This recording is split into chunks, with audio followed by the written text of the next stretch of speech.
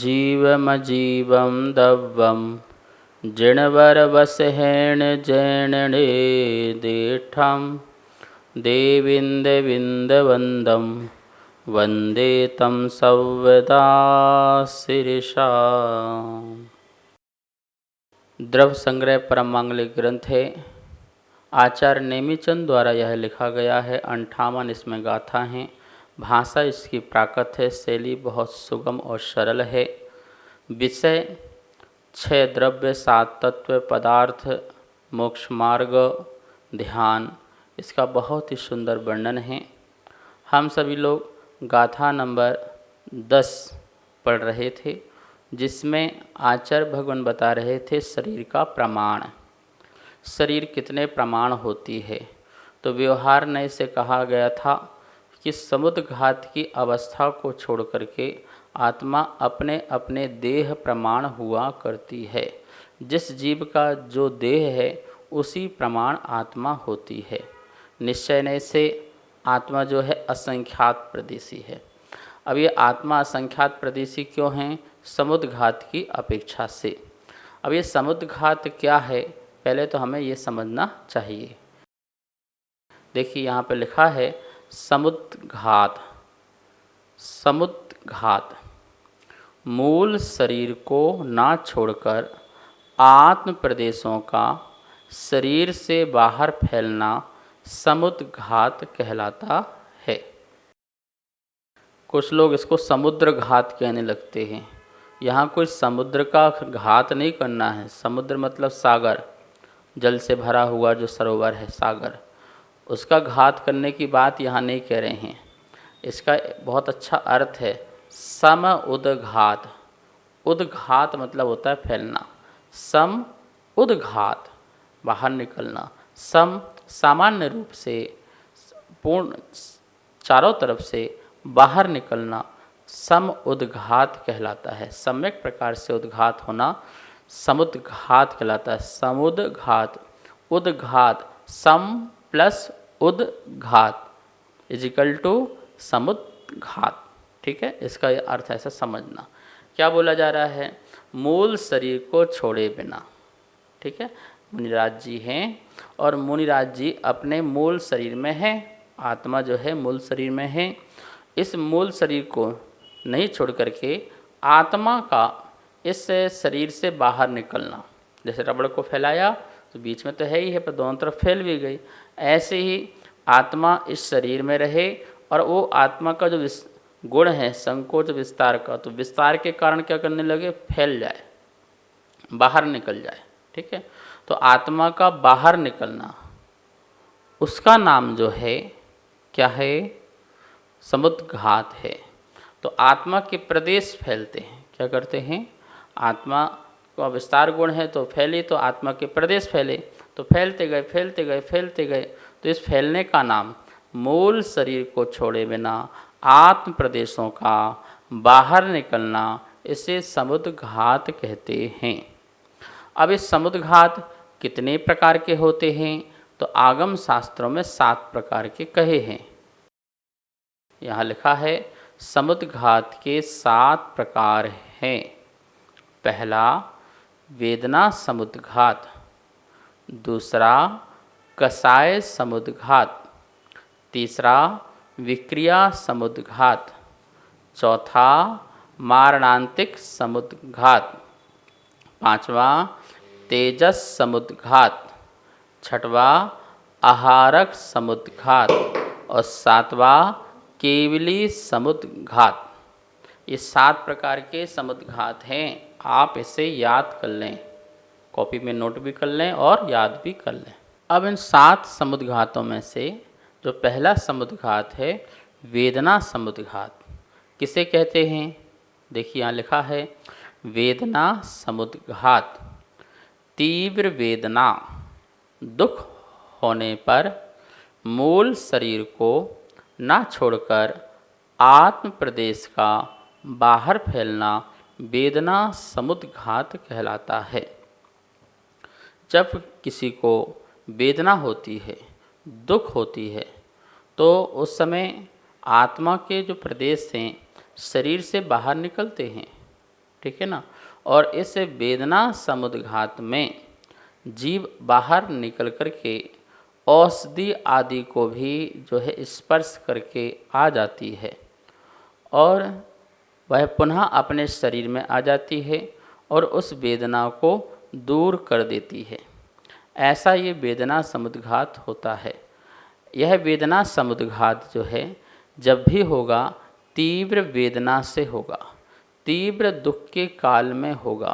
तो ऐसे तीव्र दुख के काल में आत्मा का मूल शरीर को न छोड़ना और शरीर से बाहर निकल जाना, यह वेदना समुद्घात कहलाता है।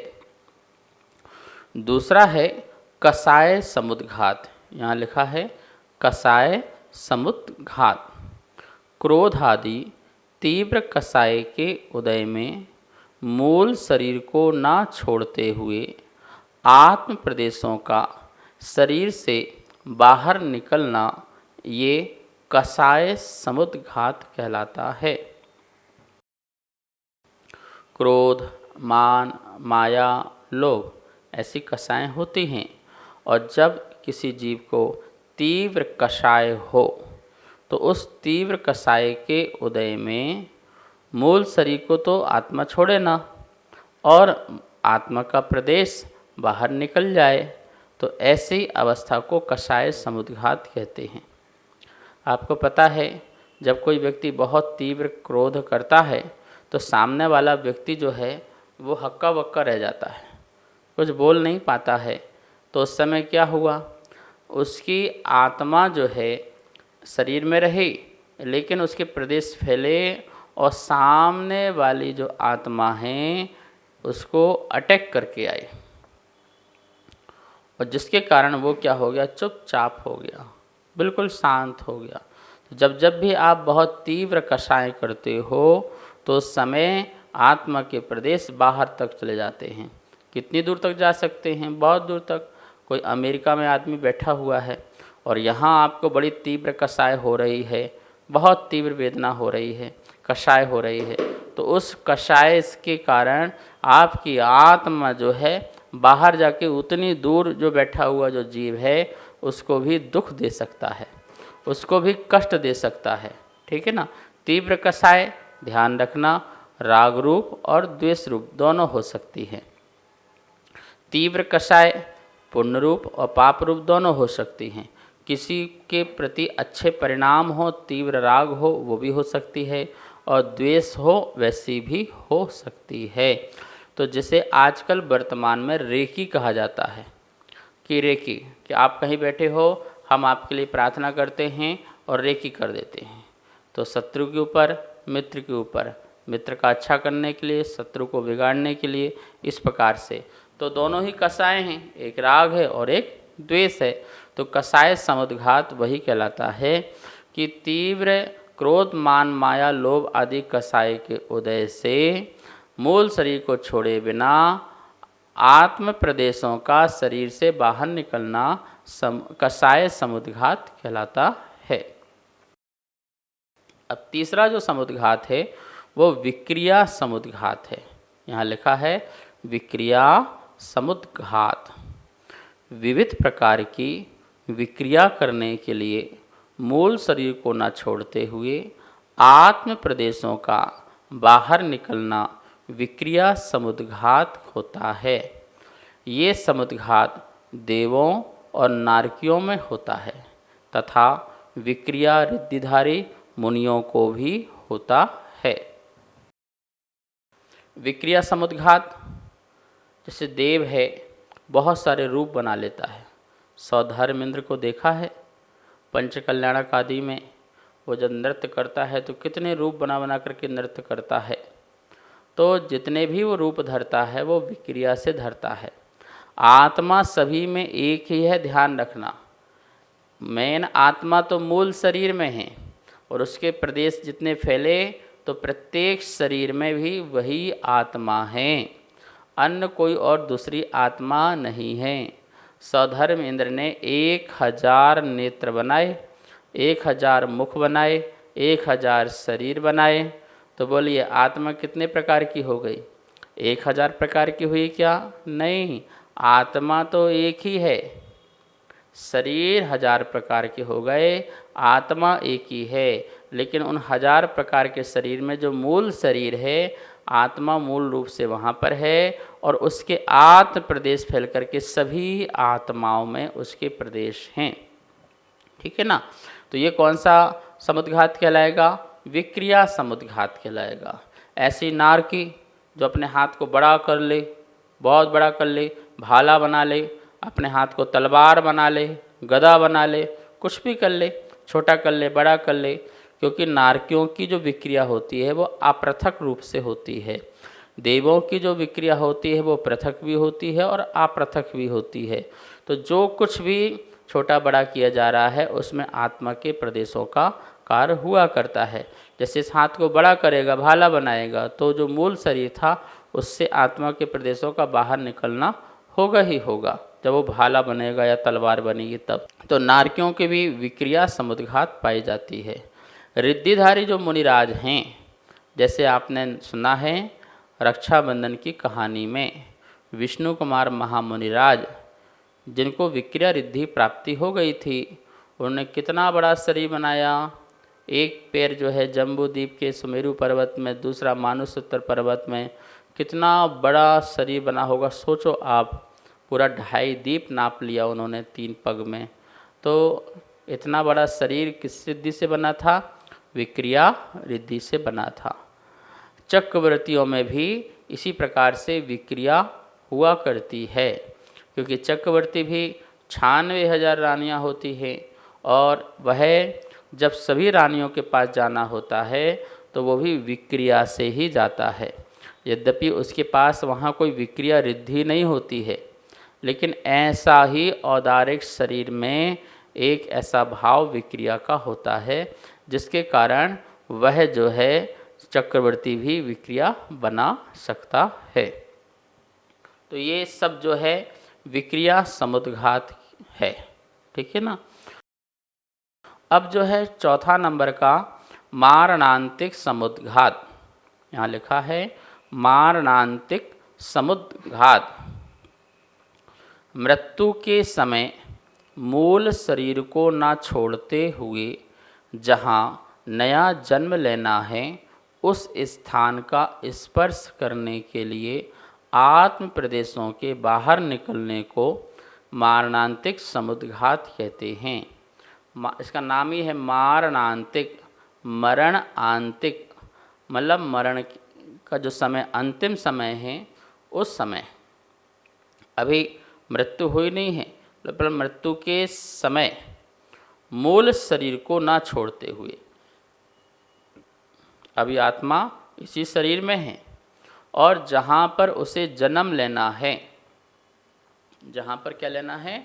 जन्म लेना है, तो वो जन्म स्थान को जाकर के स्पर्श करके वहाँ से वापस आती है। तो आत्मा के प्रदेश शरीर से बाहर जाएंगे नहीं जाएंगे? फिर जाएंगे और जाकर के किसी को नरक में, किसी को देव में, किसी को मनुष्य में, किसी को त्रियंच में। तो इस प्रकार से जहाँ इस आत्मा को जन्म लेना है उस स्थान को स्पर्श करके जब आत्मा वापस आ जाती है तो उस स्थिति को मारणांतिक समुद्घात कहते हैं। आत्मा का बाहर निकलना, आत्मा का बाहर निकलना, मूल शरीर को छोड़े बिना और स्थान को स्पर्श करना, ये मारणांतिक समुद्घात कहलाता है। ठीक है। 5वां नंबर का जो समुद्घात है उसे कहते हैं तेजस समुद्घात। यहाँ लिखा है तेजस समुद्घात। संयमी महामुनियों को विशेष करुणा भाव उत्पन्न होने पर अथवा तीव्र क्रोध उत्पन्न होने पर उनके बाएं व दाएं कंधे से तेजस शरीर का एक पुतला निकलता है। उसी के साथ आत्म प्रदेश बाहर निकलते हैं। ये तेजस समुद्घात है। दाएं कंधे से निकला हुआ शुभ तेजस शरीर सफ़ेद रंग का सुंदर आकार वाला होता है और बाएं कंधे से निकला हुआ तेजस शरीर सिंदूर जैसा लाल रंग का बिलाव के आकार का होता है। तो यहाँ पर जो मुनिराज हैं, तेजस रिद्धि के धारी हैं, उन मुनिराज के लिए ये बात कही जा रही है, क्रोध में और करुणा में, दोनों में ही। ऐसे मुनिराज को यदि क्रोध आ जाए तो भी तेजस समुद्घात होगा, और यदि करुणा आएगी तो भी तेजस समुद्घात होगा। ठीक है ना। करुणा होगी तो जहाँ पर दुर्भिक्ष है वहाँ पर सुभिक्ष हो सकता है, और करुणा आने पर वहाँ पर जब आत्मा का प्रदेश जाएगा वहाँ के लोगों को सुख, शांति और समृद्धि मिलेगी। लेकिन यदि क्रोध के द्वारा यह तेजस समुद्घात निकलता है तो वहाँ रहने वाले जो जीव हैं उनको बहुत दुख की प्राप्ति होगी। द्विपायन मुनिराज को क्रोध से तेजस समुद्घात हुआ। वो बाएं कंधे से निकला था, जो सिंदूर लाल रंग का होता है, बिलाव के आकार की तरह, वो ऐसे बाएं कंधे से निकल के बिलाव, जानते हैं बिलाव, जो बिल्ली है और बिलाव होता है, तो वो बिलाव के आकार का जो वह सिंदूर के रंग लाल बिल्कुल, और उसमें आत्मा के प्रदेश शरीर में थे और उसके के साथ भी आत्मा के प्रदेश बाहर निकले, और वो जहाँ जहाँ जिस दिशा की वो मुनिराज ने भाव बनाए उसको जला करके नष्ट करके आ जाता है। द्वारका जला के आया ना। और इसका ये भी ध्यान रखना है अशुभ वाले का कि वह दूसरे को नुकसान पहुंचाएगा, लेकिन जब वापस आएगा मूल शरीर में ही वापस, तो स्वयं को भी नुकसान पहुंचाएगा। जैसे द्वारका जलाई तो आकर के स्वयं के शरीर को भी उसने जला दिया। इस प्रकार से अशुभ वाला जो है पर के लिए भी घातक है और स्व के लिए भी घातक है। लेकिन जो शुभ वाला है, जो धवल है, सफ़ेद शरीर के रंग का धवल सुंदर आकार वाला है, ऐसा दाएं कंधे से निकलने वाला जो तेजस है मुनिराज की महान करुणा से, वह सबको सुख देके आता है, सबके जीवन में शांति देके आता है, और जब वापस आता है तो स्वयं भी उन जीव को सुख शांति देता है। इस प्रकार से ये शुभ तेजस कहलाता है। और ये शुभ और अशुभ तेजस जो है छठवें गुण स्थानवर्ती मुनिराज के लिए हुआ करता है। यहाँ पर आहारक और केवली समुद्घात की चर्चा जो रह गई है, समय हो गया है, इसलिए उसकी चर्चा कल करेंगे। आज इतना ही। आइए माँ जनवाणी की स्तुति करते हैं। वाणी के ज्ञान ते सूझे लोकालोक, सो वाणी मस्तक नमो, सदा देत हूँ धोख, सदा देत हूँ धोख। इस कार्यक्रम के पुण्यार्जक थे श्री खंडेलवाल दिगंबर जैन मंदिर, राजा बाजार, कनॉट प्लेस, नई दिल्ली, एवं श्री खंडेलवाल दिगंबर जैन मंदिर, वैदवाड़ा, दिल्ली के अंतर्गत खंडेलवाल दिगंबर जैन पंचायत, दिल्ली। जिनेंद्र जैन नरपतिया अध्यक्ष, धीरज जैन कासलीवाल महामंत्री, विजय लोहाड़िया विक्की उपाध्यक्ष, गौरव पाटोदी मंत्री, विनोद पांड्या कोषाध्यक्ष।